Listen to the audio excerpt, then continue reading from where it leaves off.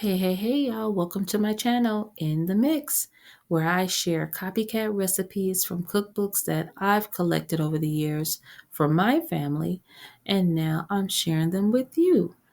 These dishes are from some of your favorite restaurants, and we're talking Applebee's, Boston Market, Benihana's, Chili's, Church's Chicken, and there's so many other restaurants that I have recipes for as well.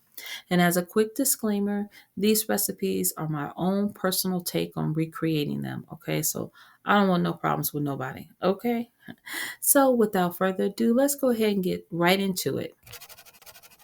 So today's recipe is Applebee's bacon green onion mashed potatoes. Who doesn't like mashed potatoes? I'm just saying, I love them. I pair my mashed potatoes with fish, and that's just because I love seafood, and I eat a lot of fish, so I pair them with fish, baked fish, fried fish. But you can pair it with fried chicken, baked chicken. You can pair it with turkey, pork chops.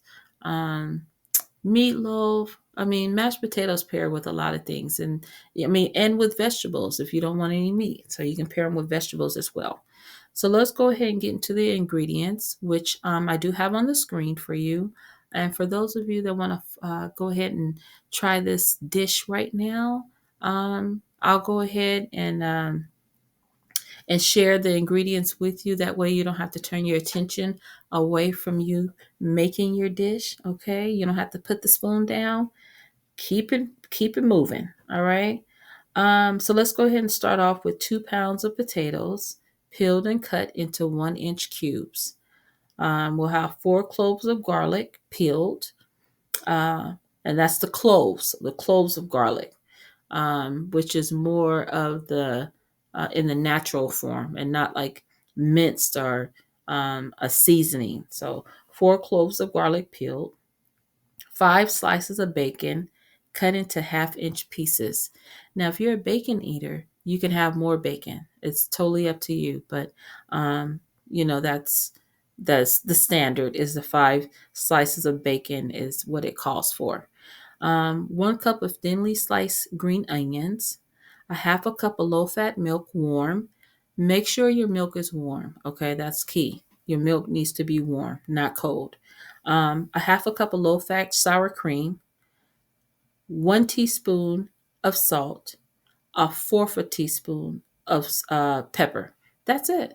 I mean, the ingredients they're really easy. It is a simple dish to make. It's not hard at all.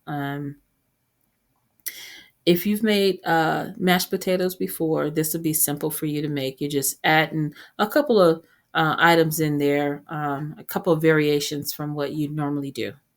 So let's go ahead and get started with how we're going to prepare this. In a large pot, immerse the potatoes and garlic in water. And that just means to make sure that the potatoes are up under the water, okay, not sitting above. So you don't want to overdo it with your potatoes so that you have too many in the pot. So just make sure you go with the recipe, what it calls for, the 2 pounds of potatoes, or just at least make sure that the pot is big enough so that the potatoes are immersed in there. Um, Boil the potatoes until they're fork tender for about 30 minutes, which just means that make sure your fork, once you kind of try it out in the potato, that the potato just it breaks it up, and that is fork tender. Um, so then we're going to set that to the side, all right?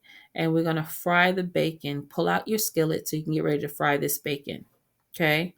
So you want to fry your bacon until it's crisp, okay? Crispity crunchy, all right? So fry your bacon until it's crispy, and then take it out and drain on a paper towel, all right? So that all the oil and the drippings from the bacon drains through on that paper towel.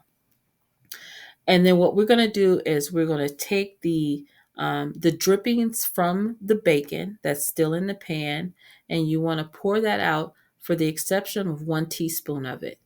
You want to leave 1 teaspoon of the bacon drippings, the oil, in the pan. And you're going to add the green onions to that dripping, okay, and saute that until it's soft. Not brown, just soft, All right. If they're brown, then you overdid them. If they're black, then they really overdone. Okay. So just saute them until they're soft. All right. And then return the bacon back to the skillet to stir and combine. So you're just taking that bacon and stirring that in there with the green onions to mix it all up. All right. So then now let's go back to the potatoes, and it's time to drain them. So let's drain the potatoes and the garlic. Okay. Pour all the water off, and then you're going to return them back to the pot. All right. So put your potatoes back in the pot after you've drained all the water off.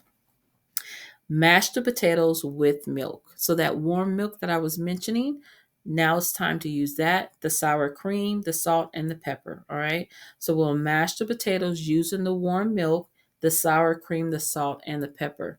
That milk and sour cream is going to help you out even more in mashing it up. All right. Um, so then once you have all that combined, those ingredients, your milk, your sour cream, your salt, and your pepper, now you can stir in your bacon and your green onions. All right.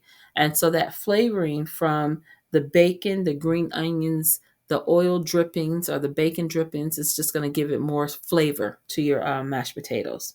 So stir in the bacon and the green onions, stir it up really good, and voila, you're done. I mean, it's that simple. It's that easy. It really is. So you can reheat this. So you can put it back on the fire and just low heat. All right. So like more like a simmer. Okay. Just to heat it up, or you can serve it as it is because you're done. That's it. This recipe serves about four people, 4 to 5, but four to be on the safe side. And a couple of tips for you. You can actually use the instant potatoes, the flakes, or the buds. You can use that opposed to using um, the yellow potatoes or the white potatoes. And then you can also use red potatoes if you like. And then another tip is you can saute the onions in butter opposed to the oil, the bacon dripping, if you want to. So if you don't want to use that bacon dripping, just pour that out and then use butter instead. It's totally up to you. It's your preference. All right. So that's it for today's recipe. Let me know how this turns out for you. I'm very interested in knowing. Share it in the comments so that we'll know if there's any alterations to this recipe that you may want to share. Hey, let us all know. And thank you for watching. Thank you for tuning in to my channel. Please subscribe for daily recipes. Share, like, and hit that notification so that when I do put up new recipes, you'll be one of the first to know. So until next time, later.